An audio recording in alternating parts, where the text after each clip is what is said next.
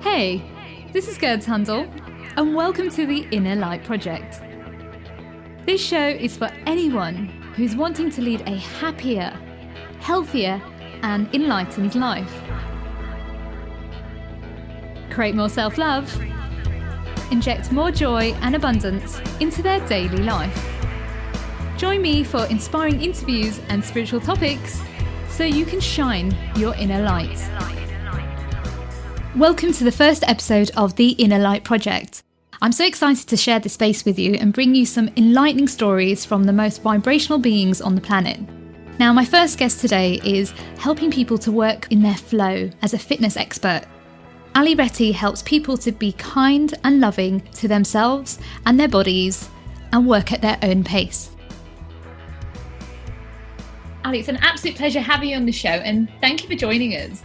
You know, the last time we had you on the show, we talked about your story, how you transformed your life, and how you're helping people. Yeah. So this time I wanted to talk to you about the power of self-love and relationships, because we're coming up to like the 14th of February. As you know, it's one of those special days in the calendar. And I'd love to talk to you about how the listeners can work towards being more loving and healthy in their relationships with themselves. Yeah, I love this topic. I think it's so important. And I really think that it flows into so many other aspects of our lives. You know, I think we as humans, we're wired for connection. And this is such a special topic. So I'm really, really excited to be here and collaborate with you, because I love your work. I love your energy. And I always love our conversation. So I'm really looking forward to this. Or I love you too, and I love the work as well that you do, because it's so interesting, and I love the way how we both went through that perfectionism, you know, growing up with it, and how we're now just free from it and just in our flow. Yes, I like to think that I'm free from it. I still think that it's something that I always have to like remind myself of and be very aware of, because it kind of can sneak in different ways. But I think that the awareness has really helped me move past it for the most part, and help it to not take over my life in ways that it used to, which I'm sure you can relate to. Yeah, you're right. It's true. We can never let the perfectionism go. That's very true. However, we can always shift it. Yes. And it's just, now I have the tools in my toolbox to be able to do that. Whereas before I was kind of in this sense of denial. And so I think when we're in denial, then of course we're still very much living in the thick of it, you know? Yeah. So how can self-love relate to fitness? The fact that, you know, you can be eating great, you can be exercising really regularly, you can be doing all the things, Gerds, correctly from the outsider's perspective. But if on the inside and at home behind closed doors, you are consistently having negative conversations with yourself about your body, it really has a huge impact on your results. You know, I don't think that it's far off to say that the inner work is really what creates the outer transformation. And what I have found is when I shifted to doing more of the internal work and really asking the hard questions of myself and really nurturing the idea of self-love, that is really when I got the results I was looking for. Because you can't, if you don't love yourself, then no matter what you're working towards, it's never going to be enough, right? And that so ties back to the perfectionism. Yeah. And so, no, just that it's, you know, they're so interconnected. And for me, the journey of self-love is constantly evolving. It's a very consistent thing throughout my day. And I have found that, you know, my morning routine is so sacred for me to really make sure that I start my day off on the right foot and that I'm in a really good headspace for all the people in my life, for, you know, my husband, the people that I, you know, see at the gym, the people that I interact with during the day. That is really my responsibility to make sure that I am in a really good place so that I can be giving of the love and the peace and the light and the joy that I feel like I'm here to give. And when you kind of get a new client on board, would you say that a lot of it is to do with self-love, that it's the reason why they can't let go of that perfectionism? Absolutely. I during the height of my perfectionism struggles, Kurds, I did not love myself. I was confused about who I was and what I was here to do. It was very um, centered around me. And a big learning piece for me has been, I think there's a big distinguishing factor. I think self-care is so important, but also shifting and understanding that the more you focus on you, the worse you feel. And I know that sounds counterintuitive, but you can give yourself self-care, but also I found that as I stopped focusing on me and my body and all the things about me, and I started to focus on other people and, getting myself outside that box, that's really when I started to feel better. It's like loosening the grip and not having this heightened sense of focus all the time about my body, what I'm feeding it, how I'm exercising it, all those things. It's like as I started to let go, that's when really things started to flow and to fall into place. And that is when I really discovered, okay, it's because I love myself and I'm really focusing on all the internal stuff, and I'm focusing on other people and so much less on the nitty gritty. I mean, can you relate to just being really obsessed with something? And it seems the more you obsess, the worse it gets, right? Yeah, absolutely. Growing up, I had an eating disorder, but it wasn't to do with the food. It was to do with my own emotions, and it was the only thing I felt like I could control at that time. Mm. So the Yeah. more I became obsessive with it, the more toxic it became in my life, and the more obsessive I became.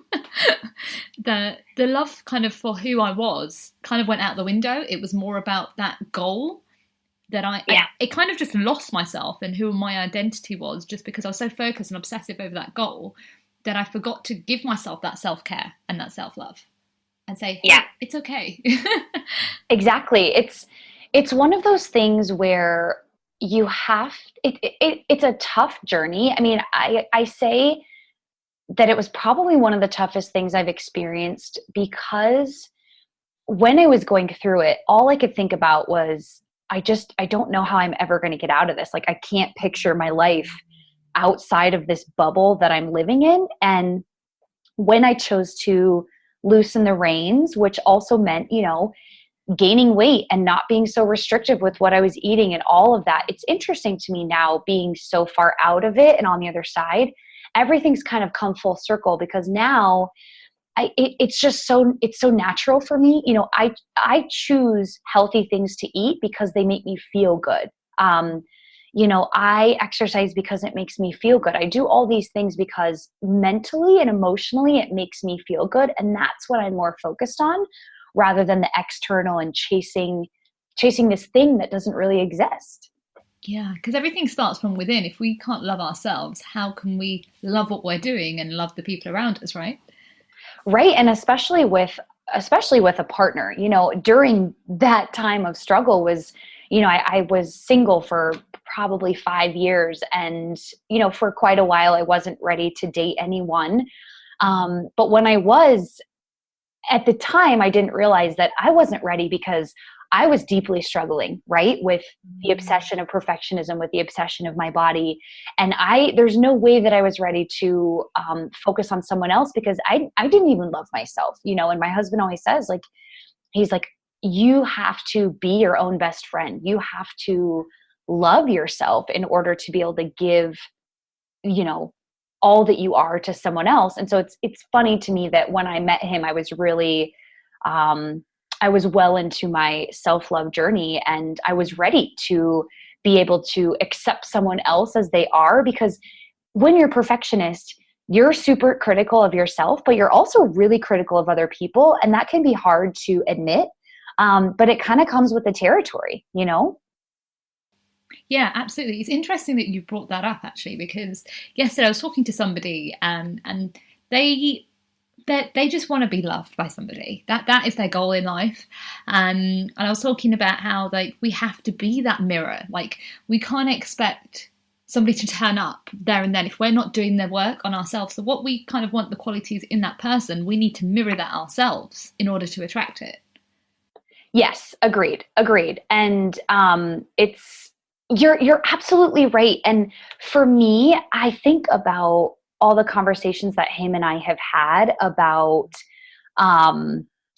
just how when we met, he was always encouraging me to make sure that I was okay with spending time by myself and loving myself. And what I've realized over the course of our time together is that it is not his job to make me happy. It is my job to, and that's why I mentioned the morning routine. It's my job to make sure that I'm in the best place that I can be, because it's not his job to make me happy in this life. It's awesome that it enhances my happiness, but it's really scary that for a while I kind of relied on him to make me happy. And that's a lot of pressure to put on a partner, right?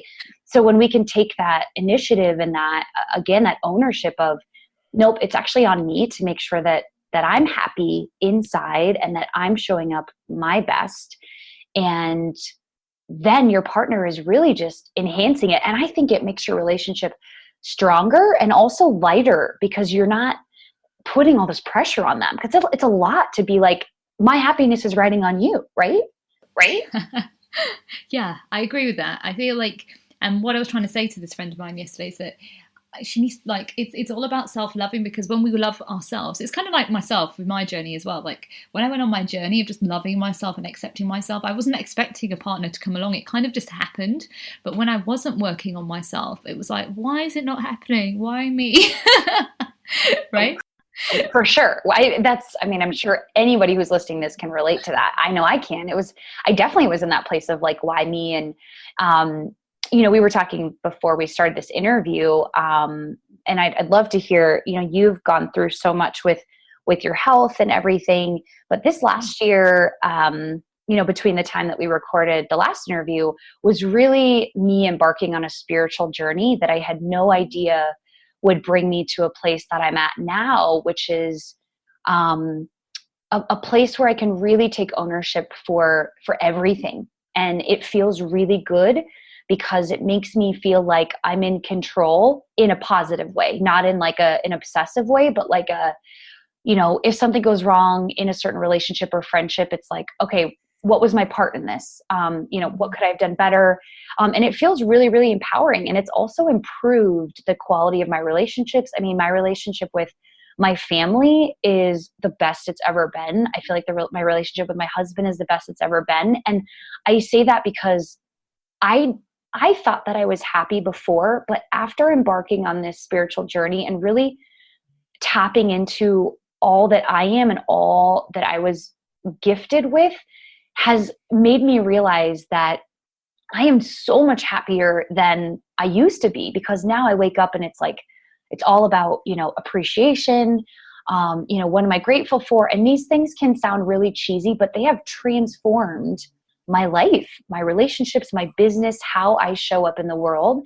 And it's just been this really freeing feeling of knowing that I'm not alone, and also that I have more control than I thought that I did, because I used to be in a very reactive place. And now I feel very much that I'm not reacting to things on most days when I do the work. And that feels good, because that's where a lot of the fear came from before, the reaction, right? Yeah, I love that. I really love that, because it's what you're kind of showing everyone is that when we work from within and we connect so deeply with ourselves, that we love ourselves, that we're not scared to be true who we're supposed to be, that we no longer allow the external world, if you want to call it, to affect us anymore. Yeah. And that's a kind of like perfectionism. That is a constant reminder. And I mean, I wouldn't be being transparent if I didn't admit that I still struggle with external things. I struggle a lot less.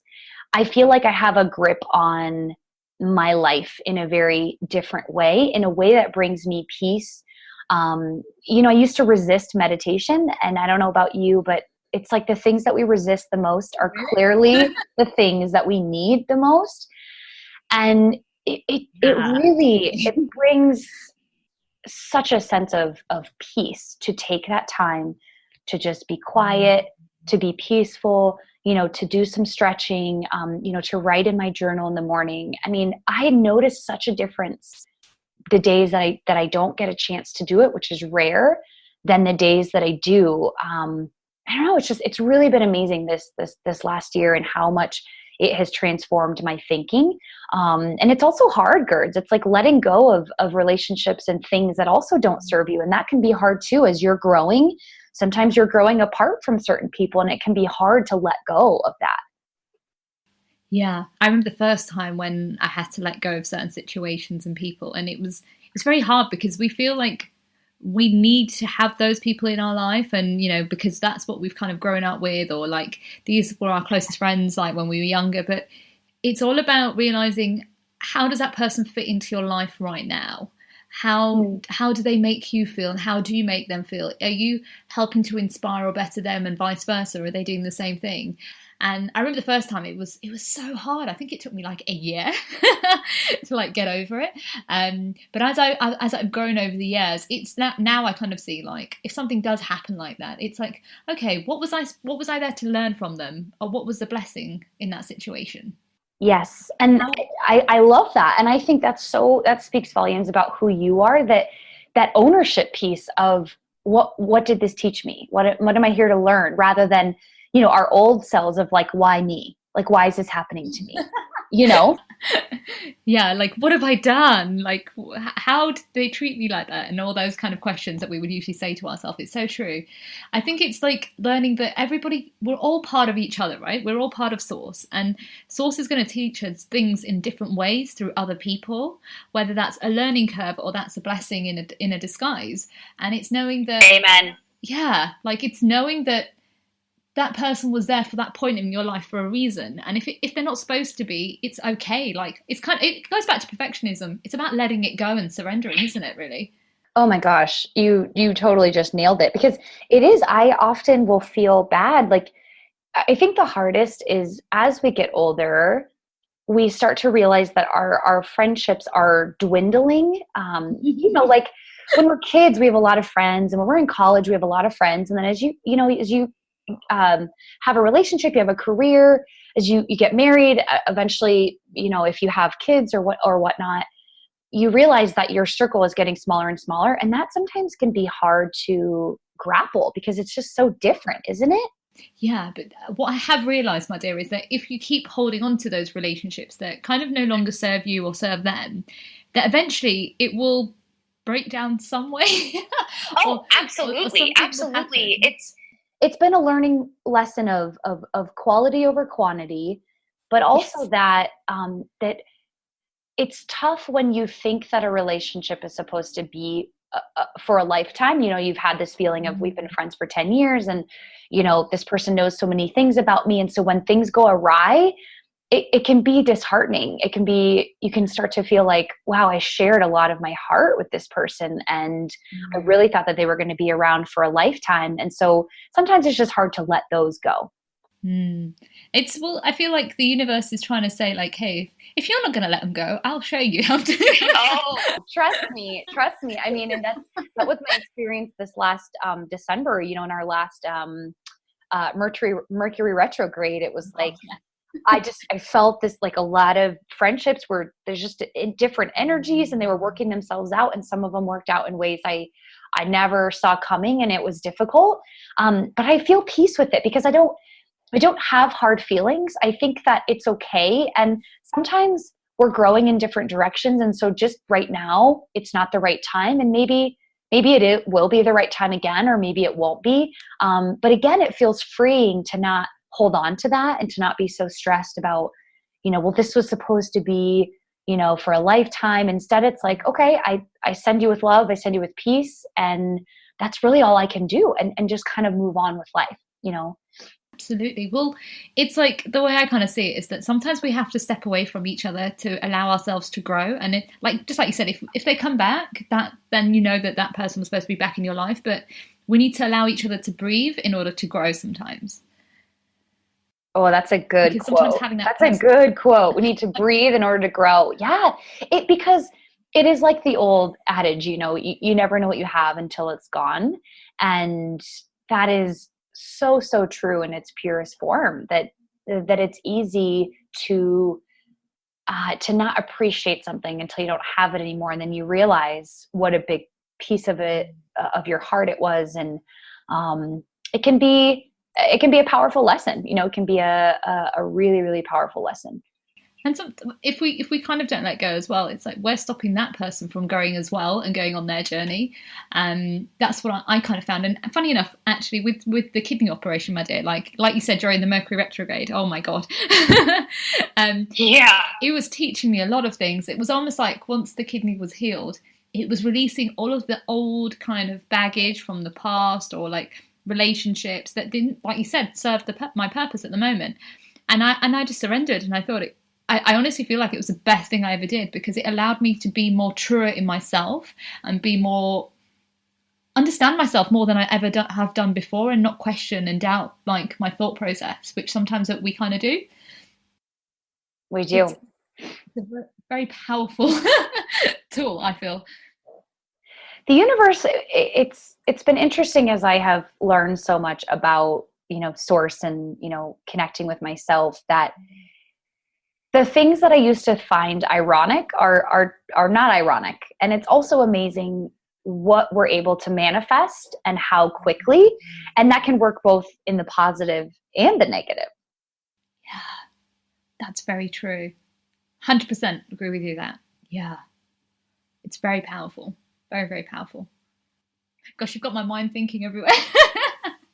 I know. And I feel like I do this. I go off on tangents, but it is also connected. I mean, I so believe in, the self-love piece and the body and the spiritual. It's all connected. I mean, you can't have one without the other, and you don't have to believe the same thing that someone else believes. You can call it source, you can call it God, you can, whatever your higher power is that you believe. I feel that when we are connected to that, whatever that is in our lives, that is when we are closest to who we truly are. And that's what I have found for me is, it feels so comforting, and life has become so much more beautiful and simplified as well.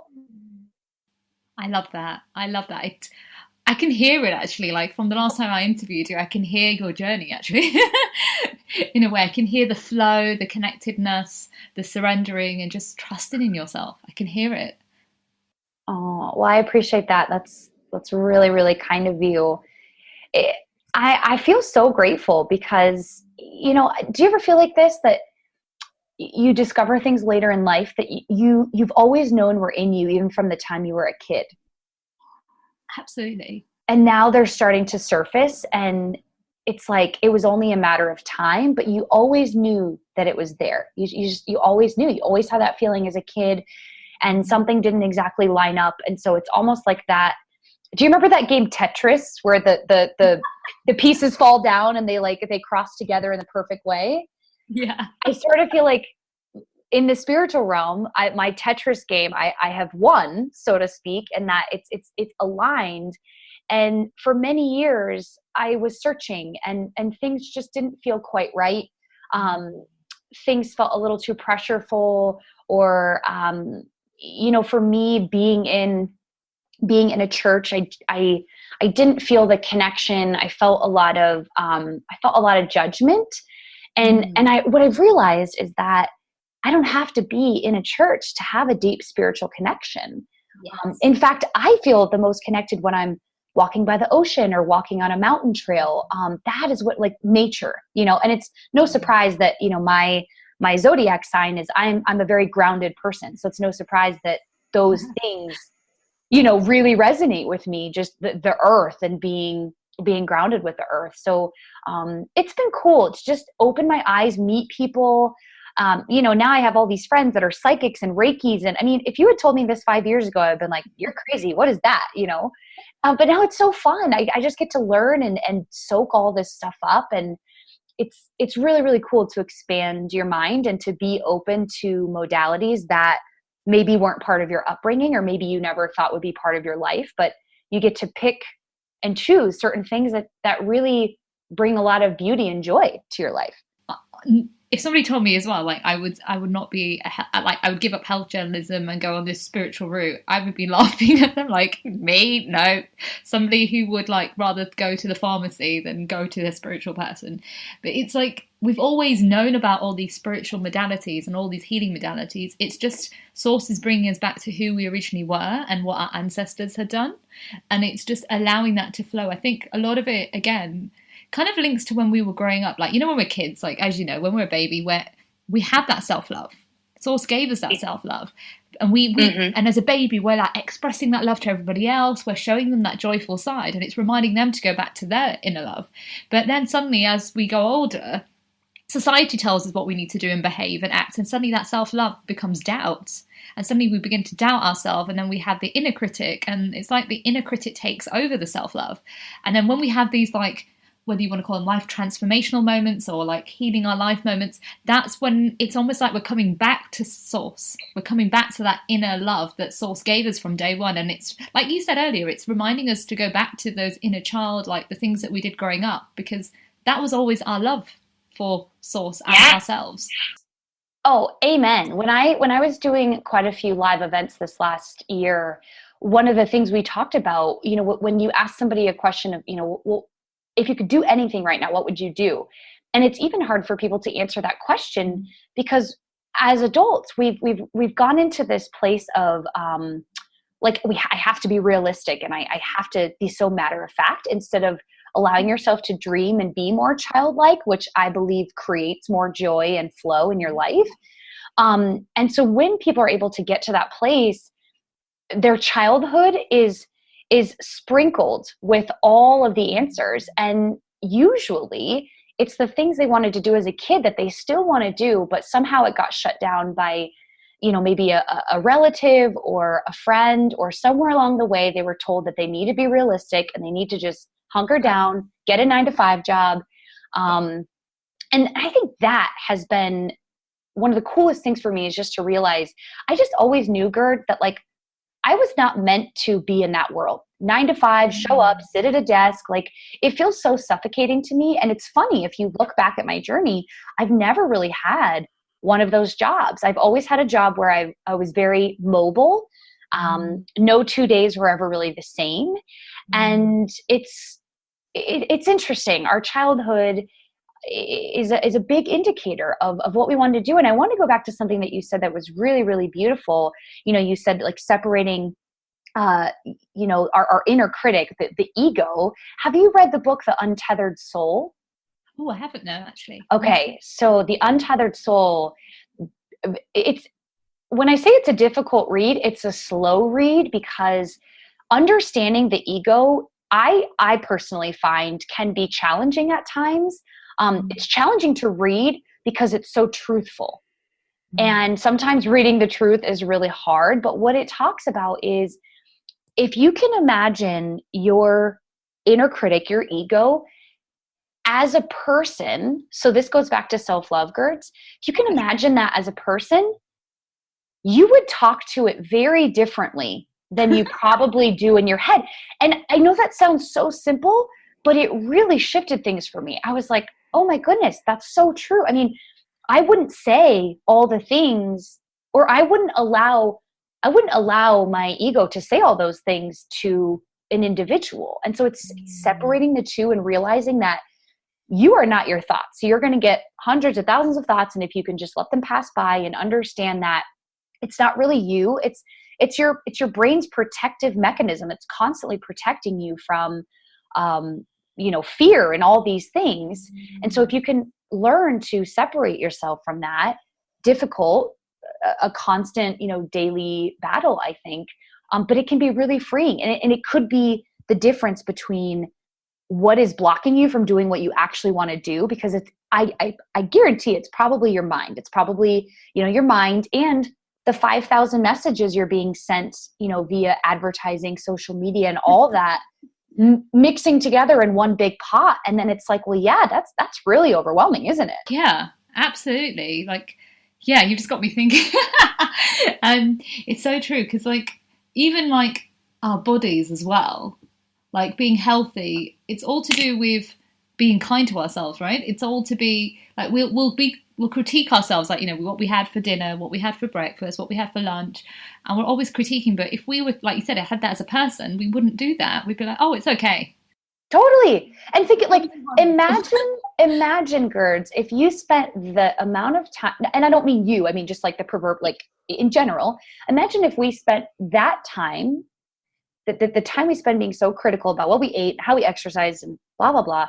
Imagine if we spent that time giving appreciation, for all the things that we have. I'm so grateful that my body can move. I'm so grateful that I am able to afford to put nourishing food into my body. That was the absolute game changer for me. And every morning, without fail, I started this a year ago. So right around the time we had our last interview.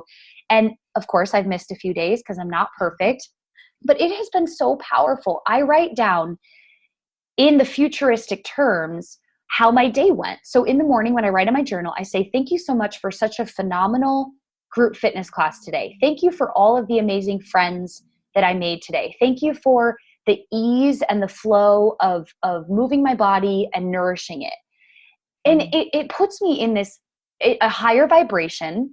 And I believe that that's why these things have become more second nature and more natural to me, because I'm writing them down as if they already exist. And that is a powerful tool. If you want to manifest something, you have to believe and have that feeling and that knowing as if you already have it and it's already present in your life. Otherwise, you're resisting it, right? So if you're constantly talking about how mad you are that you didn't eat this, or how you're so frustrated you didn't exercise like this, you're just resisting the very thing that you want to come into your life. You're just holding yourself back from having that love and allowing yourself to... We self-sabotage. We get to this place. The book, The Big Leap. Have you heard of this book, The Big Leap? I've heard about The Big Leap, yeah. Okay, so Gay Hendricks, he talks about the upper limit problem and how, for some of us, it's fear of failure, but for most of us, it's we are terrified beyond, or we are afraid that we are powerful beyond measure. And that for me was like, even just saying that out loud, that is my truth. I am actually the most scared of my own potential and my own power. It can be terrifying, right? So I see this a lot with food and with fitness is people get to this certain point and then it's almost like they don't feel worthy of it. And so they sabotage and they go right back to that set point, that set point. Instead of breaking through that glass ceiling and saying, it's okay that this is becoming natural. It's okay that I'm enjoying something that was once not enjoyable for me. I think as well, a lot of people are so afraid to shine their inner light and accept this is who I am. And, like your business as well, Retifit, like that is how you shine your light. That's your inner light shining. And because you're standing up for being your self-love you're shining through that. I can't even say 1 second. No, I get what you're saying. Yeah. It's shining through you in your business, and that is a reflection of you, and that is what energy you're giving out to everybody else to help them to also raise their vibration and realize actually they can be the better version that they dream to be, that they've held themselves back for. I don't know if that's making sense. No, it makes perfect sense. And something I want to be really honest about is I struggled for many years, Gerds, with the scarcity mindset. I was stuck in scarcity for a long time. I would at times feel happy for other people, but a lot of times I felt jealous. I felt like, why not me? And that's been one of the most powerful things, again, taking ownership in this spiritual journey, is realizing that I truly have shifted into abundance. Perfect example, this month I was asked to help out with being a part of this large spiritual community, and I would, represent the fitness side and be able to consult with them. And it was a great opportunity. It unfortunately didn't work with my schedule. It wasn't in flow. And the old me would have just said, no, thank you. It doesn't work for me. But the new me was like, hey, you know what? This doesn't work for me, but I know 3 amazing women that I could connect you with. And she was like, yeah, I would love that. And it honestly brought me to tears because it shows me my own growth. And it's sad that I lived in that space for so long. And so the reason I share this vulnerable story is that if you're there right now and you live in scarcity, it's okay, because it's kind of the world that we live in. But what I want to express is just the beauty that lies in the abundance, in trusting that if not this, then something better, that if it's not this opportunity, to set it free and, to send it to someone else, because that's going to come back tenfold. And I truly believe that now. And I didn't believe that before, Gerds. I didn't, because I was scared that if I didn't hold on to everything that came, that that there wouldn't be anything left for me. And now I believe there's this whole universe of stuff that's just waiting to show up in my vortex, Yeah, that's such a beautiful realization as well. And I think it's a struggle that many people have within business. And I think business is a very powerful tool for everyone to realize about themselves and their love for themselves and how we can help each other. Because you're right, I feel like a lot of people are so scared to give a contact because that's going to affect me or something. But sometimes things happen because it's not our timing, like divine's timing. It's you gave away, you shared 3 contacts with this person, but there'll be a time where those contacts will give you one of the biggest contacts out there, and that will be the right divine timing for you to be on that stage. Yes, you're so right. And I as hard as it was for me to let go, I can also say that it was very natural. Like literally my source inside me was like, it's not your time, Allie. Here are the 3 people immediately that I want you to connect her with. And it felt good. It felt so good to give it away and to give it to such deserving, incredible women who the old me would have found as my competition. We're in the same industry. And the new me is like, you know what? There is room for all of us, because the way that you do your work, Gerds, if you were in fitness, is going to be totally different than the way that I do that. And I fully trust that now. And I didn't trust that before. And I also think that it's the reason that I didn't resonate with this industry for so long, is because scarcity is running rampant in the fitness industry. And I get it, because we're all just trying to survive. We're all trying to pay our bills. And the truth is that trusting that the right people will show up when they're supposed to, and that sometimes giving someone to someone will come back tenfold. It takes balls. It takes balls, I mean, it really does. And I just, yeah, absolutely. And I feel like everything happens for a reason. Like sometimes the universe is shifting us away from something to bring something else into our life. And, there was a time back years ago when I was in the journalism world and I got through to this massive corporation, and then something happened and it didn't work out. And I remember thinking, why, and crying, and I'd worked all my, my whole life to get to that point. But then the universe had a magical way of bringing me into alignment with the thing that I actually wanted, but I couldn't see right then. Like you said, we become so obsessive on that controlling thing and wanting that thing right now that we forget to just let it flow, because everything will happen at the right moment, and everything will just become easier once we surrender. And who says we can't help each other, right? Where did that come from, that we're not allowed to help each other? Because that's what divine wants us to do, is to self-love ourselves and to teach each other the same thing. Yeah. Are you familiar with, do you follow any of Abraham Hicks? Parts of it, but there's there are a few things on Hay House that I've heard, and I love some of the things that has been said.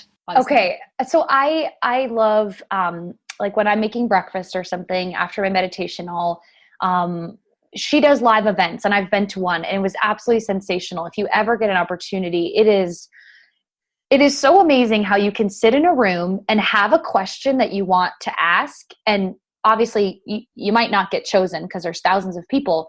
Somehow she always answers your question through other people, right? It's the beauty of community. But that said, I listen to a lot of her recordings, and they're 10, 15 minutes, whatever. But they're so powerful.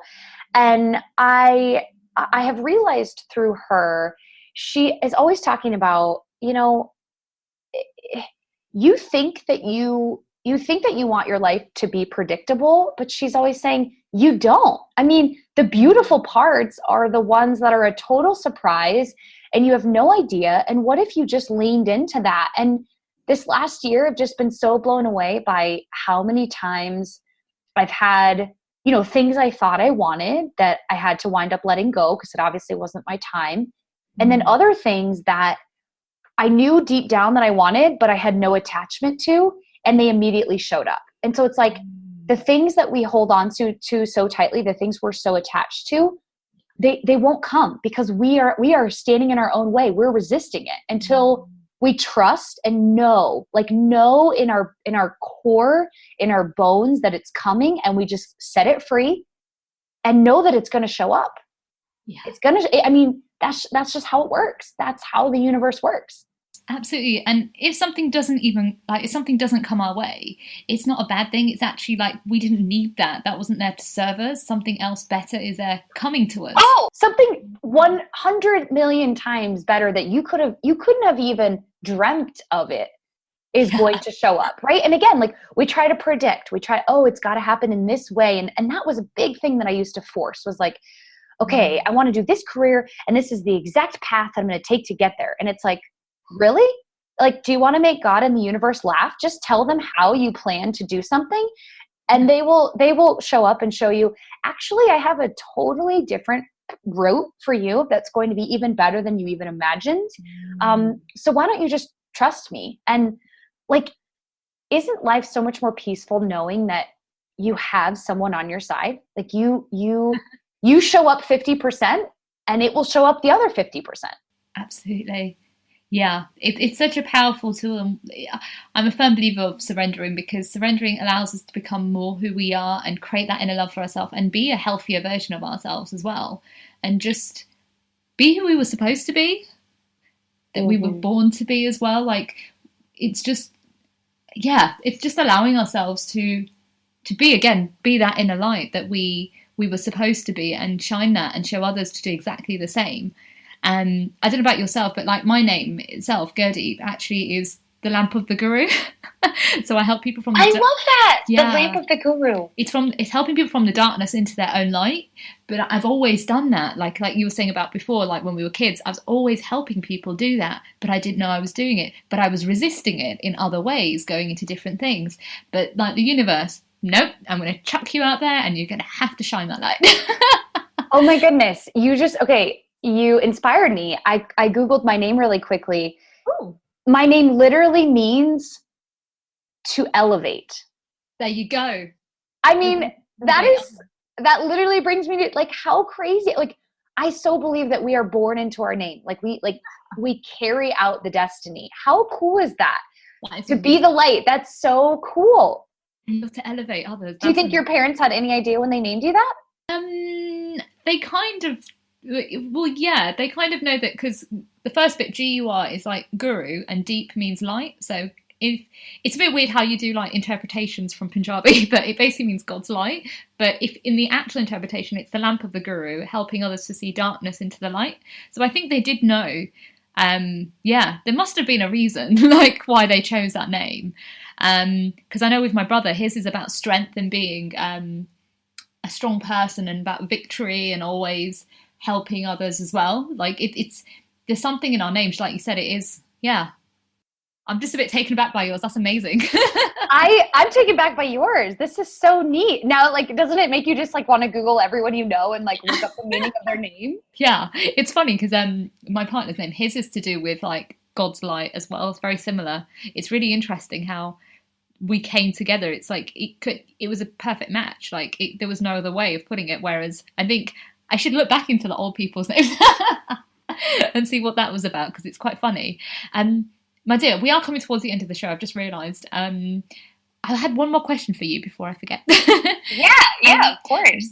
What are your 5 top tips for somebody who's trying to surrender and let that love flow in? Looking back on your journey, what would the 5 things that you would suggest? I think we've talked about so many great ways to surrender today. I think one of the first ones I would suggest would be to,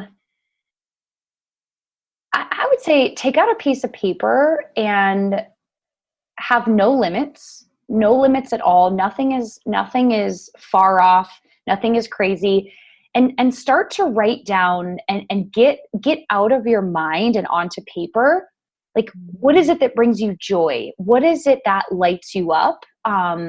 if it's in the realm of fitness and body image, write down the truths. Are there things that you have old beliefs that are coming up from your childhood? I think it's so freeing to be able to put that on paper and to vocalize it. I was just talking to a girlfriend this morning before we hopped on, and I was saying, hey, I'm having a lot of like neck and shoulder pain. And I said, it's come back out of nowhere. And I said, do you think that this is like resistance that I'm having towards some things I want to do? And she said, absolutely. She said, you're not speaking your truth. And guess what? The minute I started to express to her how I was feeling, my pain, 50% of it disintegrated. Like, it's just so unbelievable. That's why I'm a big believer in, maybe it's therapy, but having someone to talk to vocalize the things that you're feeling, to get them out, because otherwise your body is holding it, and it will manifest in different ways, in different injuries. There's lots of different ways. So the first would be, to get things on paper. The second is, I'm a huge proponent for having some type of a morning routine. It doesn't have to be long, drawn out. You can do lots of different things. You could journal. You could do a short meditation. You could listen to music. And also, I want to be really clear about meditation. I don't think it has to look any certain way. Maybe you meditate while you're out walking on a trail. There's so many different ways that it can look. So I think we sometimes get caught up in the perfectionism of meditation has to be me sitting in a chair with my palms up. And it doesn't have to be, but I know I got caught up in that for a long time. So that would be my second encouragement, is have that time in the morning. You'll notice just an incredible elevation in your joy and how you show up in the world. The third, in order to surrender, it causes us to just trust in who we are, and trust in the goodness of the world, and seeing things happening for you, not to you. And also understanding that you are manifesting the very things that you're ruminating on. So if you are having joyful thoughts and you're ruminating on them, you're going to bring in more joyful things into your life. If you're ruminating on negative things and, constantly have, your head in the toilet, then those are the things that are going to show up for you. So the thoughts are really powerful.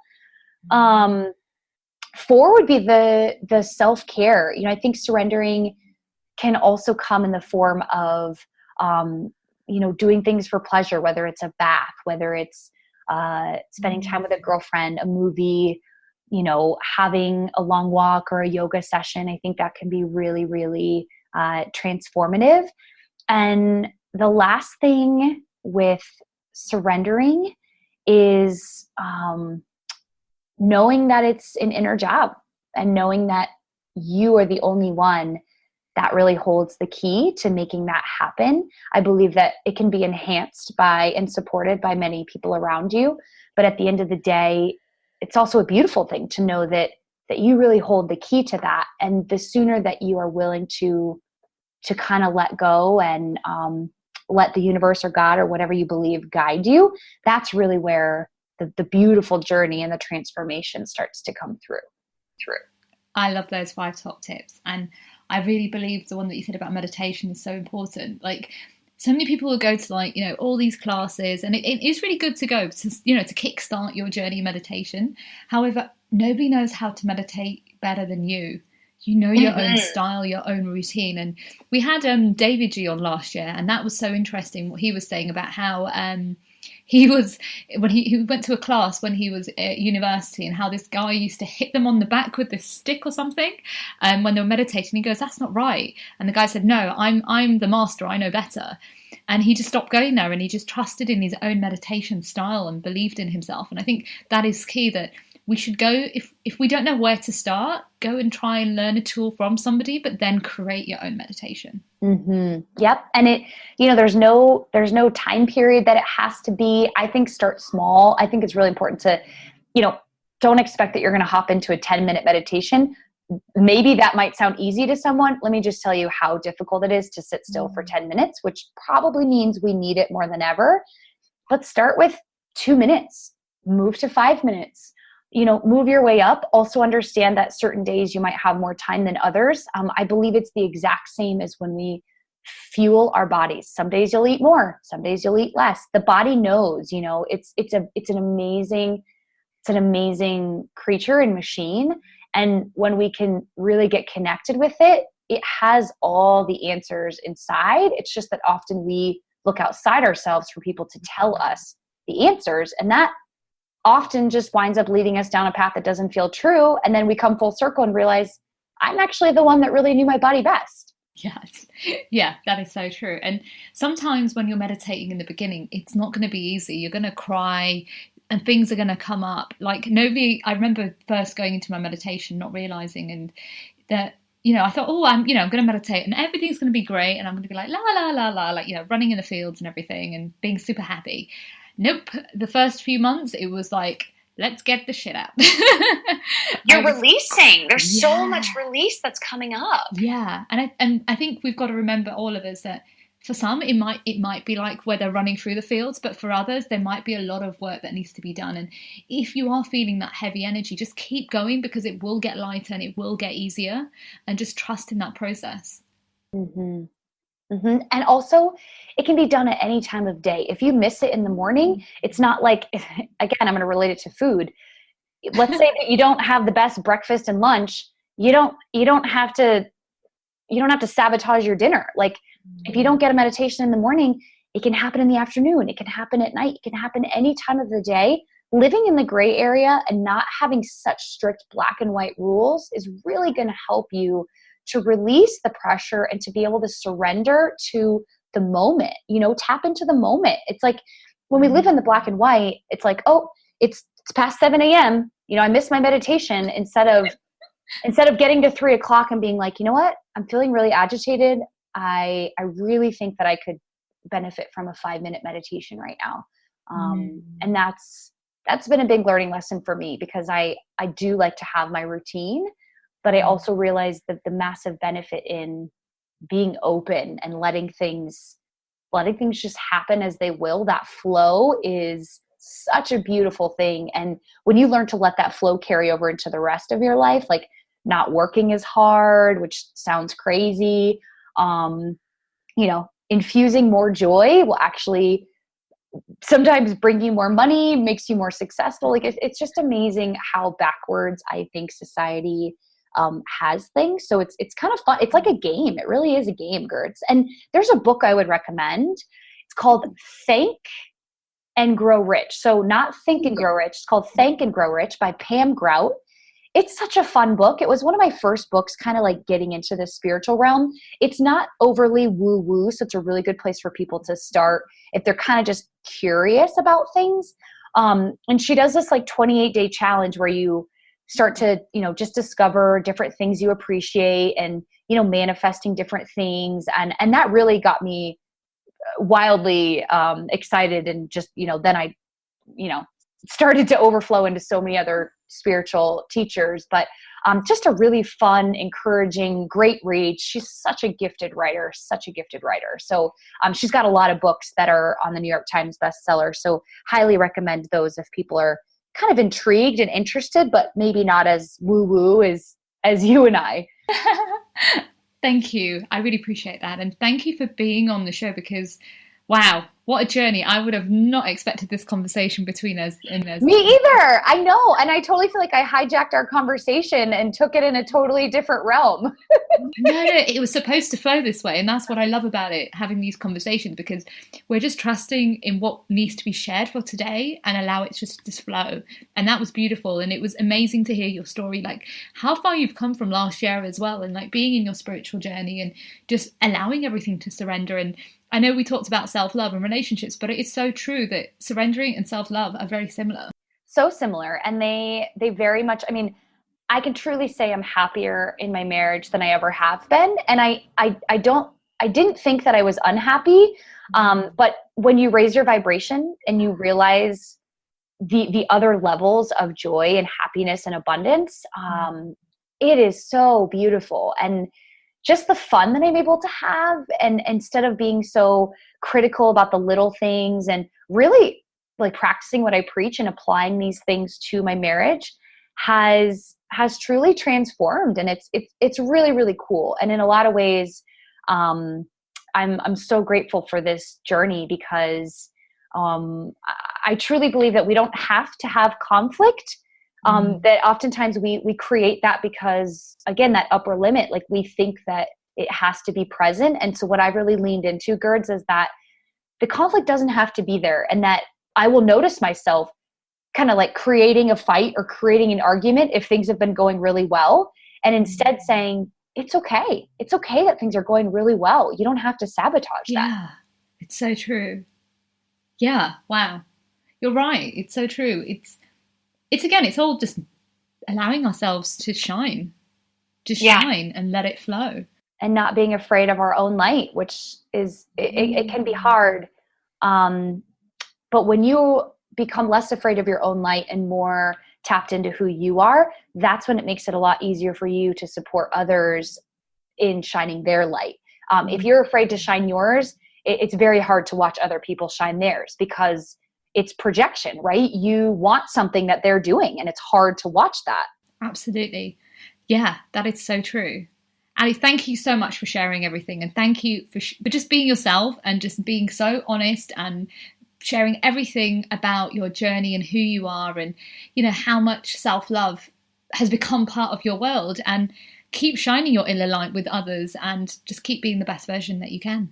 Oh, well, thank you for your kind words. This was a real big gift. I had a lot of aha moments from the things that you shared. And it's such a beautiful thing when, you know, two people can be connected in such a divine way. And, you know, there's been so much time that's passed, and yet I feel like it was just yesterday that we talked. And I think that's a really cool sign of just a great connection, and also just maturity and knowing that you don't have to talk to someone all the time to still be so deeply connected. If that makes sense.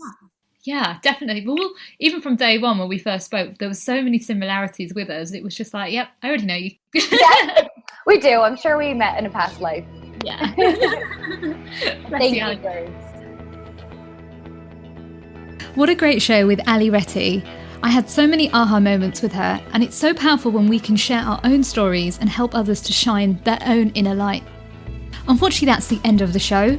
Before I leave, I want to leave you with this quote. In the present moment, awareness awakens your innocence, your trust, your love, your eternal being. That's a quote by Deepak Chopra. For more information about the show and Ali's details, visit www.gerdshundle.com. And remember, stay happy, stay healthy, stay lit.